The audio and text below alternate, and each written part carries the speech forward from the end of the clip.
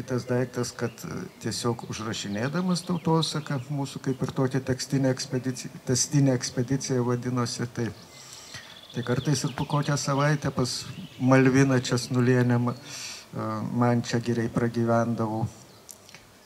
Taip, grįždamas tik tai į būtiniausią siaubą universitete, kur jau negalima praleisti, tai TSKP istorijos seminarą.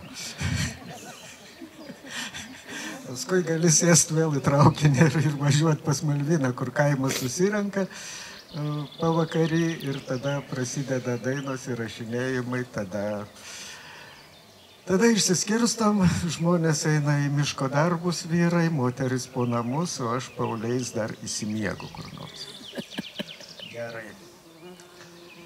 Tai žodžiu, ką čia girdėsit pavardės, tai jums Malviną tai jau atskleidžiau, dar bus Petrukas, tai aišku irgi iš tų laikų mano bičiulis Petras Zalanskas.